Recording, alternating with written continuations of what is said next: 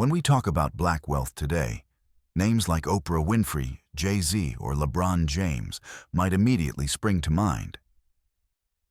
But their fortunes, impressive as they are, stand on the shoulders of those who came long before, visionaries whose names history often forgot.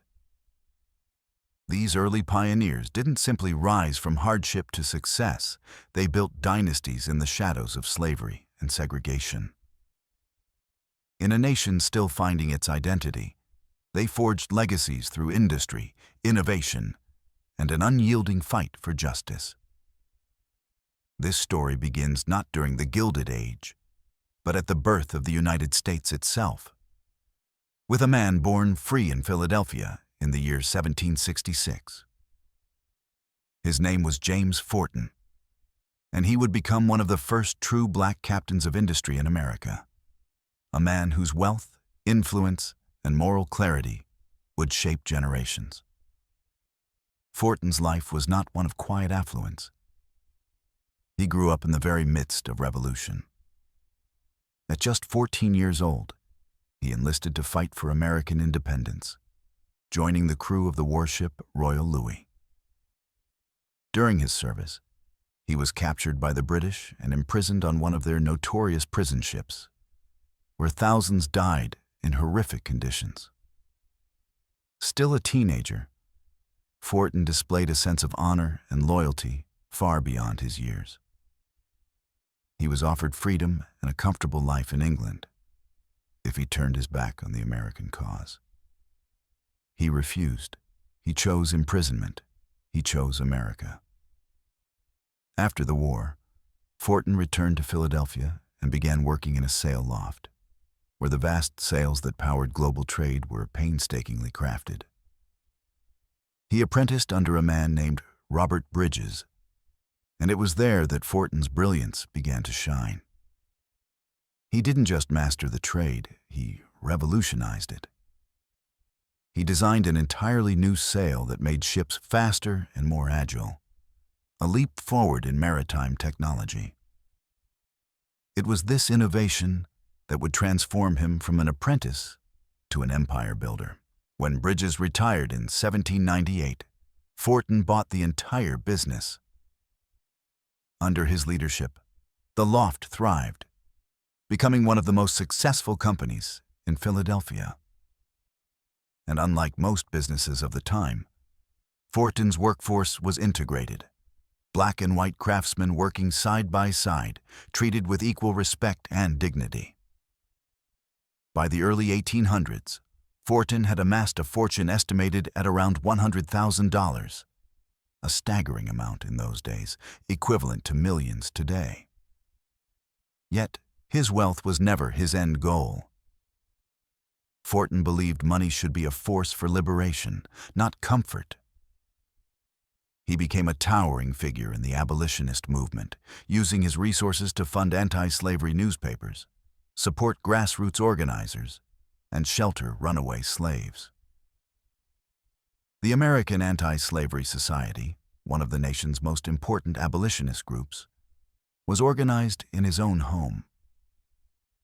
His house on Lombard Street became a critical stop on the Underground Railroad. Forten and his wife Charlotte instilled in their children a fierce sense of purpose. They were not raised to be idle heirs. They were raised to continue the battle for justice. His sons inherited the business and carried the torch of activism. His daughters married into the equally prominent Purvis family, further intertwining two abolitionist dynasties.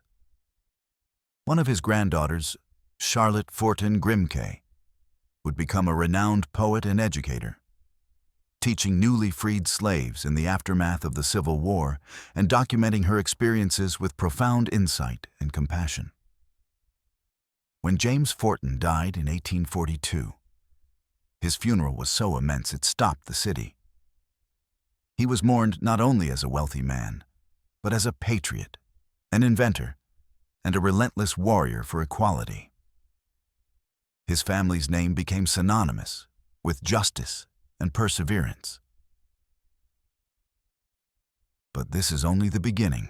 As we move from the abolitionist North to the post-Civil War South, we encounter another figure whose legacy defies belief. Robert Reed Church. Born in 1839 to an enslaved mother and a white steamboat captain, Church was raised on the Mississippi River, immersed in the frenetic energy of trade and commerce. During the Civil War, he gained his freedom and headed to Memphis, Tennessee. There, he started with little, running a saloon and a modest restaurant. But even his early success painted a target on his back. In 1866, during one of the most violent racial uprisings in American history, the Memphis Massacre, a white mob descended upon his business. They shot him, looted his property, and left him for dead. But Robert Church refused to die, and more importantly, he refused to run. He made a vow to remain in Memphis and build his empire on the very soil that had tried to erase him. That opportunity came in the form of tragedy. When the yellow fever epidemics ravaged the city in the 1870s, the population fled and property values plummeted. But Church stayed. Where others saw ruin, he saw possibility. He began purchasing property, blocks of it, for pennies. And when the disease passed and Memphis revived, Church emerged as one of the largest landowners in the city. By the early 1900s, Church's wealth was estimated at over $1 million. His monthly rent income alone exceeded $6,000, a fortune at the time. He used his real estate holdings not just to accumulate power, but to uplift his community. In an era when black citizens were barred from public parks, Church bought his own land and built one. Church's Park and Auditorium, opened in 1899, became a sanctuary for black culture. It housed a concert hall and a grand auditorium that welcomed icons ranging from blues legends to President Theodore Roosevelt. Church didn't stop at parks. In 1906, he founded the Solvent Savings Bank and Trust Company, the first black-owned bank in Memphis. At a time when white banks denied loans to black citizens, Church's bank gave hope and financial access to countless families and entrepreneurs. It was a revolution in itself. His legacy lived on through his daughter, Mary Church Terrell, a powerful voice in the civil rights movement. She became one of the founders of the National Association for the Advancement of Colored People and a tireless crusader for justice and women's rights. The stories of James Forten and Robert Church are not mere historical footnotes. They are testaments to resilience, vision, and the sheer will to carve out spaces of power and dignity in a hostile world. They remind us that black wealth, at its roots, was never just about affluence. It was, and still is, a vehicle for freedom, a shield against oppression, and a torch passed down through generations determined to rewrite history. The Church family did far more than amass personal wealth. They laid the foundations for institutions that would empower black life in Memphis for generations. Their wealth became a mechanism of resistance, a beacon of pride, and a blueprint for community investment. But as our story moves from the banks of the Mississippi River to the ruthless towers of Wall Street, we encounter a different kind of legacy, one not built on collective uplift, but on individual conquest. Here, in the very heart of America's financial engine, one man dared to defy every barrier placed before him. His name was Jeremiah G. Hamilton. In the mid-19th century, Wall Street was an exclusive citadel, guarded tightly by the white elite. But Hamilton didn't knock politely. He kicked the door off its hinges. His white competitors, both astonished and enraged by his success, nicknamed him the Prince of Darkness, a title that reeked of prejudice. but also begrudging fear. Hamilton's financial brilliance was unmatched, and his story is one of cold ambition, sharp strategy, and absolute audacity. His beginnings are cloaked in mystery. He first emerged in historical records under dramatic circumstances, orchestrating a counterfeit coin operation in Haiti in the year 1828. When the plot was uncovered, the Haitian government issued a death sentence. Hamilton barely escaped with his life, fleeing back to New York. But rather than lay low, he plunged headfirst into the high-stakes, cutthroat world of finance. This was a time before regulation, when speculation was king and business was more blood sport than industry. Hamilton didn't just survive in this chaos, he thrived. He made his first fortune exploiting insurance loopholes and aggressively pursuing lawsuits. One of his signature tactics was to purchase shares in companies devastated by disasters, such as the catastrophic fire that tore through New York in 1835, then sue the insurers for full compensation. It was ruthless. And it worked. He grew so powerful that he eventually became a direct rival of Cornelius Vanderbilt, the railroad baron who was among the most powerful men in the United States. Their rivalry was legendary.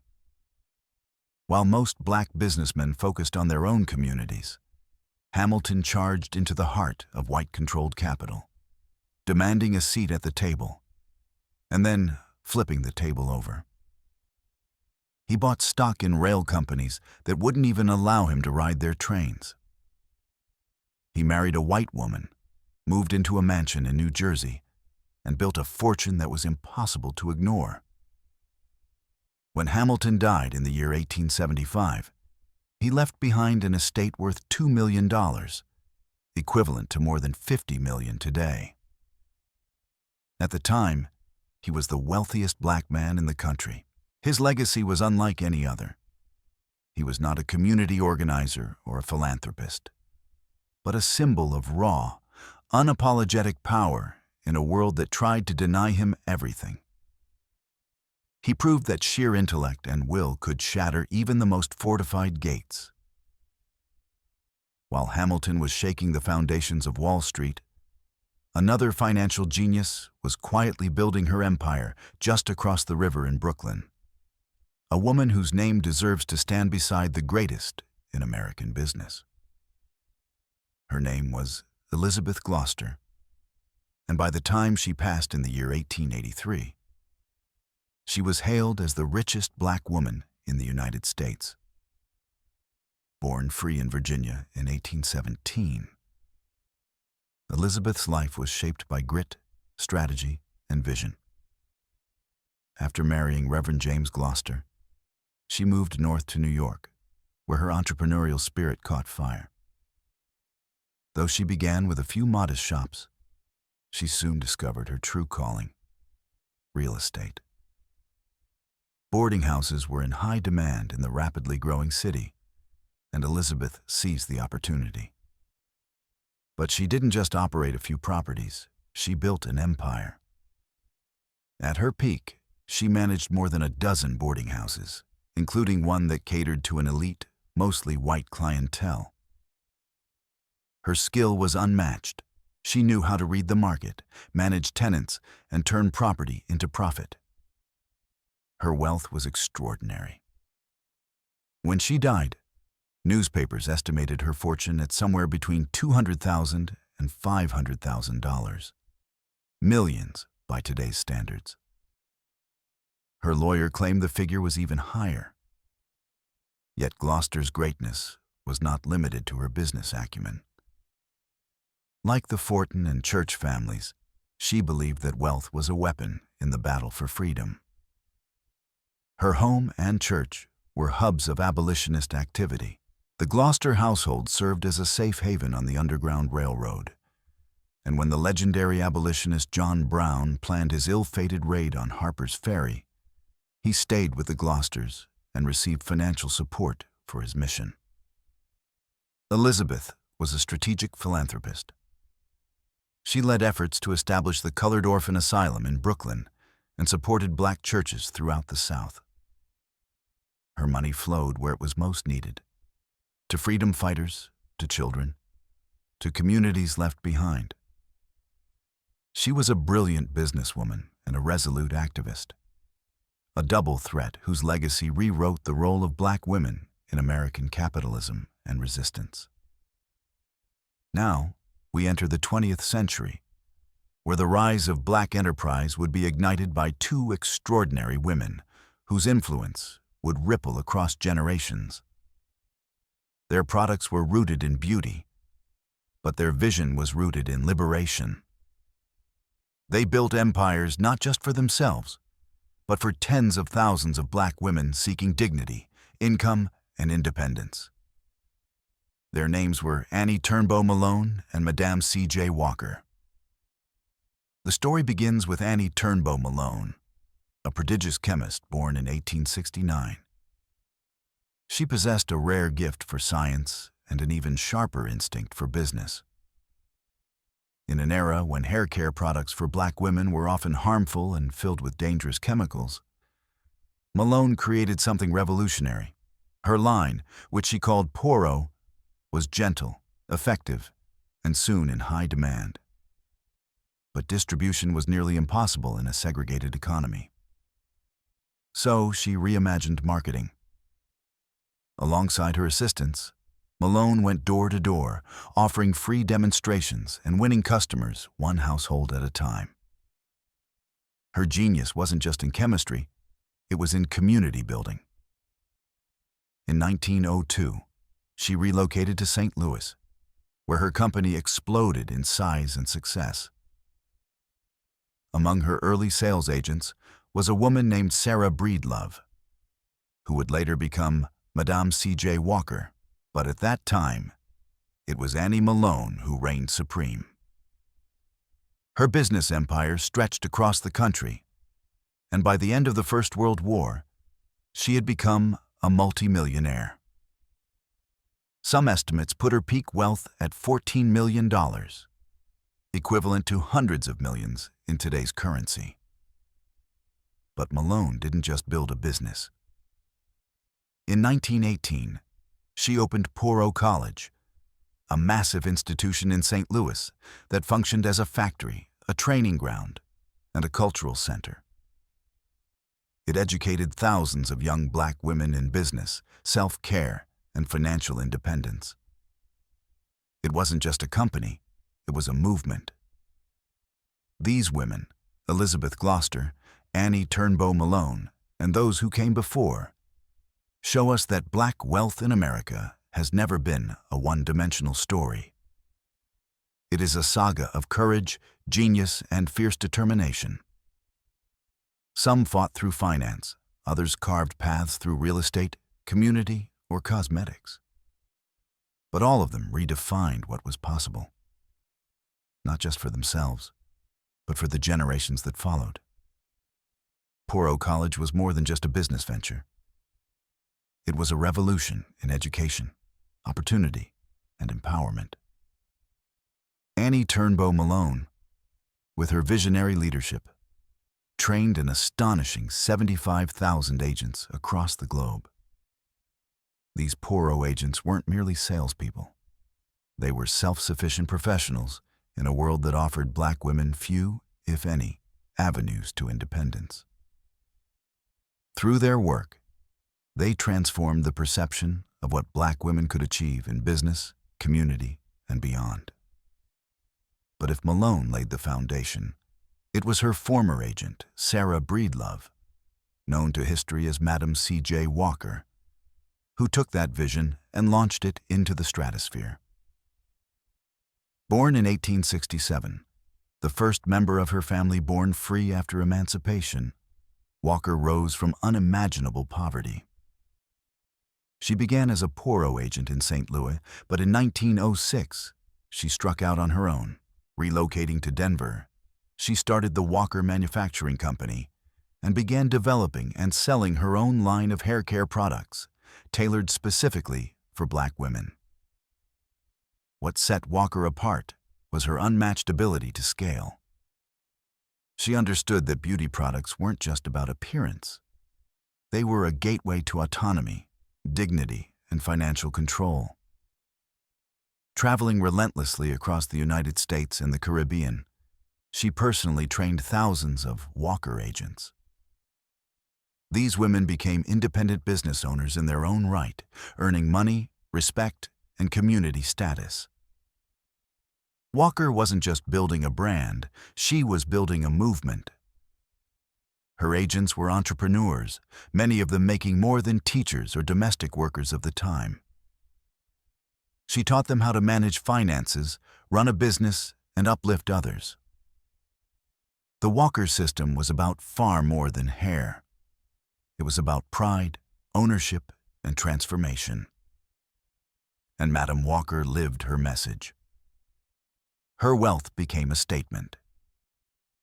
In the early 20th century, she commissioned the construction of Villa Lewaro, a sprawling estate in Irvington, New York. Located near the estates of the Rockefellers and other industrial titans, it was a direct declaration that black wealth had arrived, and it would not be hidden. She became a philanthropist, giving generously to civil rights organizations, historically black colleges, and women's clubs. When she died in 1919, Walker was celebrated as the first self-made female millionaire in American history. But she was more than just a number. She was a living symbol of what black ambition could look like when nurtured and unchained. Together, she and Annie Turnbow Malone not only created a booming beauty industry, they provided a generation of black women with the tools, confidence, and infrastructure to control their destinies. Though Malone's empire would later decline under the weight of legal troubles and financial strain, her early success was undeniable. Her influence echoed through every door her students opened, every business they founded, and every life they changed. The legacies of these two women live on as blueprints for purpose-driven enterprise and generational impact. As we leave the urban landscapes of the East and Midwest, our journey takes us westward, far west, to the coast of a young and untamed California. Before the gold rush, before California had even become part of the United States, there was a tiny Mexican village called Yerba Buena. That village would one day become San Francisco, and one of its earliest visionaries was a man of Afro-Caribbean descent named William Alexander Leidesdorff. Born in 1810 in the Danish West Indies, Leidesdorff came from a multiracial background and a lineage of seafaring traders. As a young man, he moved to New Orleans, became an American citizen, and quickly built a name for himself as a successful merchant and ship captain. But in 1841, his journey took a fateful turn. He sailed to the sleepy coastal outpost of Yerba Buena and immediately saw what others didn't, the glimmer of a future metropolis. He wasted no time. Leidesdorff opened the first hotel in town, constructed the first commercial shipping warehouse on the bay, and launched the very first steamboat to navigate San Francisco's waters. He was laying the physical and economic infrastructure of a great city with his own hands. Recognizing the benefits of dual allegiance, he became a Mexican citizen, a decision that opened new doors. He received a land grant totaling 35,000 acres, expanding his holdings to an empire-sized scale. His influence wasn't just economic, it was political. After the United States seized California during the Mexican-American War, Leidesdorff was appointed as an American diplomat and sat on the first city council of San Francisco. He was not a bystander to history, he was writing it. But destiny has its cruelties. In May of 1848, Leidesdorff died suddenly at just 38 years old. He never knew that only months later, gold would be discovered at nearby Sutter's Mill. His 35,000 acres were now next to what would become the richest mineral strike in American history. When his estate was finally settled in 1856, it was valued at over $1.4 million, a fortune equivalent to more than $40 million in today's money. But because Leidesdorff died without a will, his vast holdings became entangled in legal disputes for decades. Today, Leidesdorff Street in San Francisco's financial district offers a small but meaningful tribute to the man who helped found one of the world's great cities, an Afro-Caribbean trailblazer who dreamed and built before the rush. And now, we come to perhaps the most powerful and devastating chapter in the history of early black wealth, the story of Greenwood, a neighborhood in Tulsa, Oklahoma, known throughout the early 20th century as Black Wall Street. Greenwood wasn't just a neighborhood, it was a miracle. In a time of systemic violence and racial terror, black residents built a thriving, self-sustaining economy from the ground up. By the early 1900s, Greenwood boasted dozens of black-owned businesses, grocery stores, barbershops, theaters, restaurants, law firms, medical practices, and even a private airport. The residents owned their homes, their land, and their futures. They circulated their dollars within the community, generating prosperity on their own terms. The level of success was so staggering that newspapers across the country took notice. Black Wall Street was a beacon. It proved that when given space and security, black Americans could, and did, create economic ecosystems as vibrant and successful as any in the country.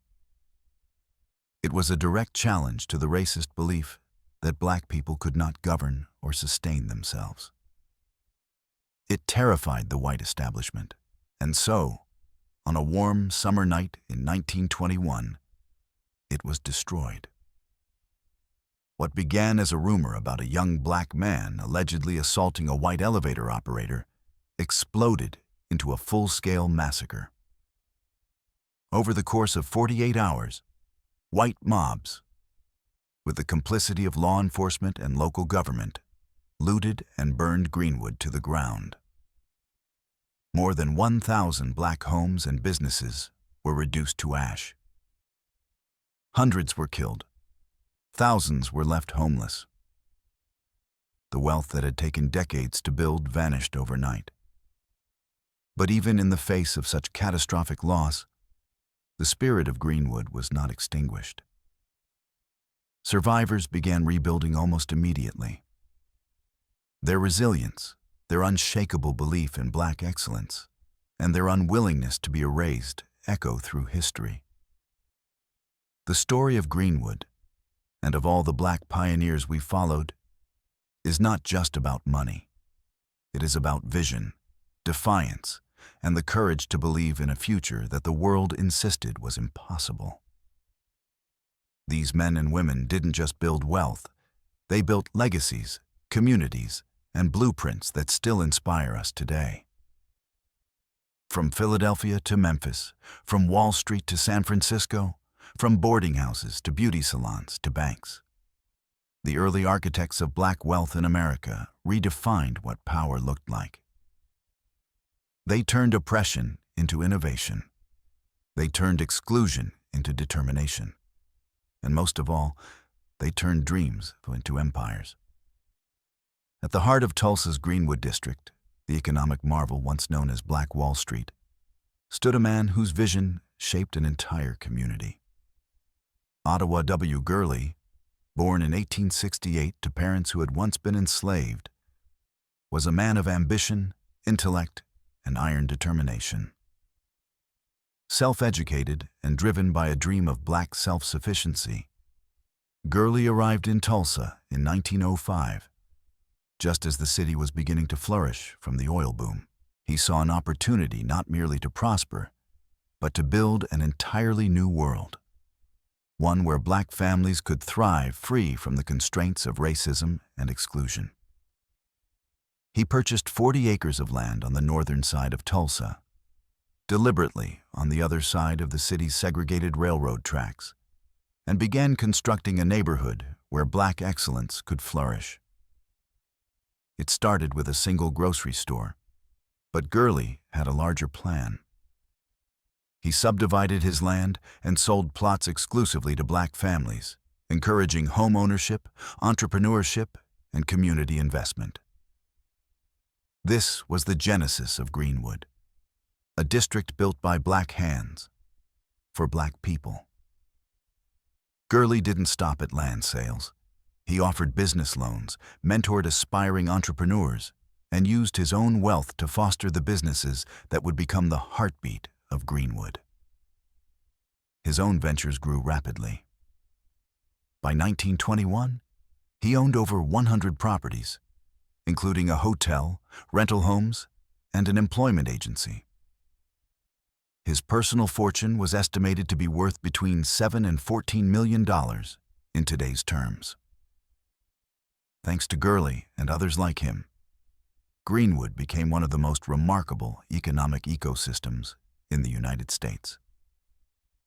It was a 35-block district filled with black-owned banks, newspapers, theaters, pharmacies, restaurants, and upscale retail shops.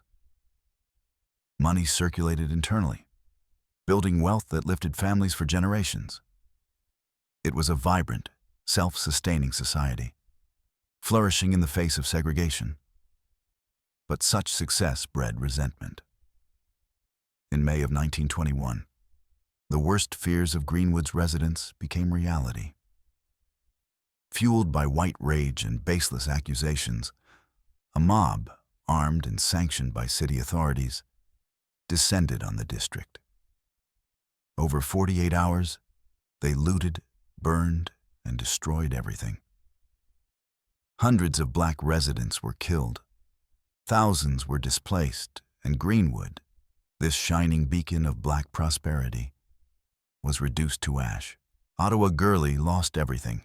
His hotel, his rental properties, his life's work, gone. He was arrested amid the chaos and eventually fled Tulsa, relocating to Los Angeles to avoid the threat of lynching. He died in California in 1935, his once vast fortune obliterated by violence and hatred. Gurley's story is both a triumph and a tragedy, a powerful reminder of how high black Americans could rise and how quickly they could be torn down.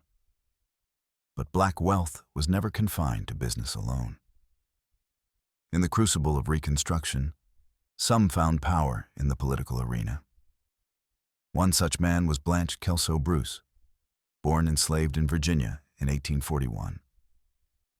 Against all odds, Bruce managed to receive an education and escape bondage during the Civil War. Seizing the opportunities that came with freedom, he moved to Mississippi, a state teeming with possibility for the newly emancipated. Bruce's intelligence, charisma, and political savvy set him apart. He amassed land and wealth, but his sights were set higher. In 1874, he was elected to the United States Senate by the Mississippi State Legislature. He became the first black man to serve a full 6-year term in the Senate, representing not only his constituents, but a new vision of America. Bruce was a serious and respected legislator who advocated fiercely for the rights of formerly enslaved people, as well as Native Americans and Chinese immigrants. At one point, he presided over the Senate, a historic moment symbolizing how far he had come from the plantations of Virginia. His presence in Washington, D.C., established him and his wife Josephine as social and political leaders in black high society. In a further mark of achievement, President James A. Garfield appointed Bruce as Register of the Treasury. His signature appeared on all U.S. paper currency, making him the first black American whose name was printed on American money. The position came with status, influence, and wealth. Bruce invested wisely, and by the time of his death in 1898, he had built a secure financial legacy. His son, Roscoe Conkling Bruce, carried that legacy forward.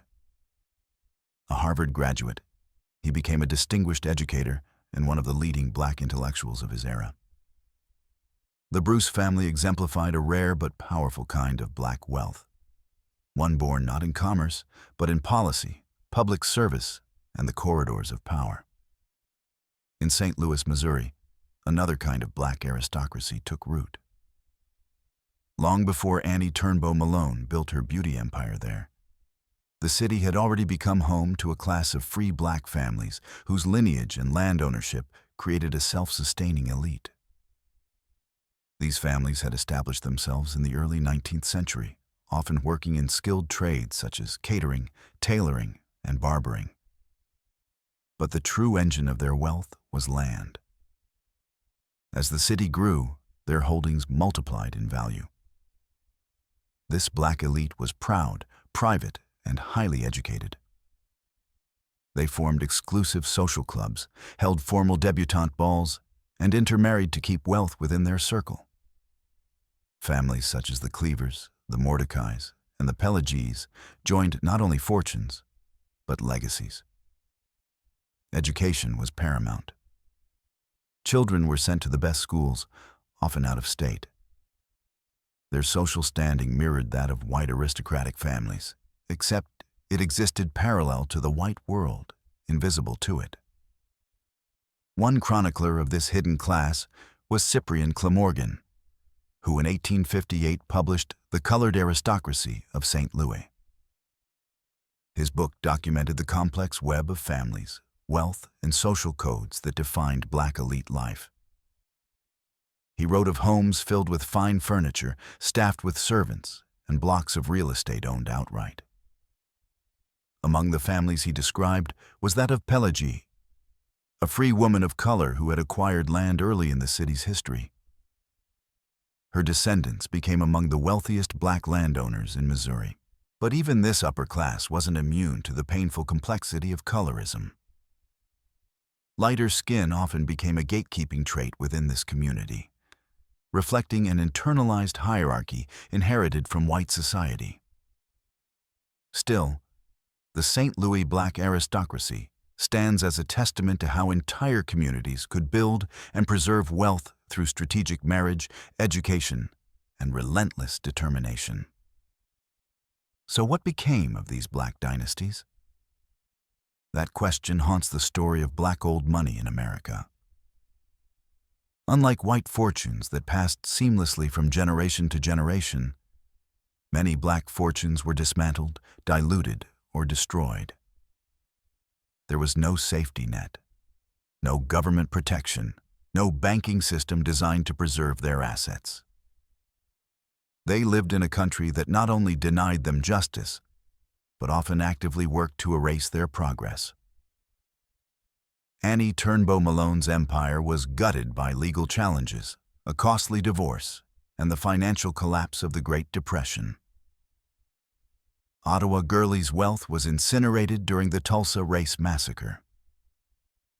William Leidesdorff's estate, once worth millions, was absorbed by legal administrators, leaving his family with a fraction of its worth. Even when disaster didn't strike, wealth often eroded over time, divided among many heirs, or lost in a hostile economic system. Yet their impact remains profound. James Fortens' fortune fueled abolition. The Church Family's Bank empowered Black Memphis. Madam Walker's earnings funded the NAACP, HBCUs, and the Harlem Renaissance. Their money built movements. Their vision seeded possibility. Today, we see that legacy carried on by modern black billionaires like Robert F. Smith and David Stewart, entrepreneurs whose fortunes stand on the foundation laid by those early trailblazers. The stories of Forten, Church, Hamilton, Walker, and Gurley belong not just to black history, but to American history. They shattered boundaries, rewrote possibilities, and proved, time and again, that the dream of building something that lasts burned brightly in black communities, even when the odds were impossibly high. Their stories are not tales of pity, but of pride. They are not just names in forgotten chapters, but the architects of legacies that shaped a nation. They built empires. They funded revolutions. They dared to dream, and they made that dream real. Their legacy lives on,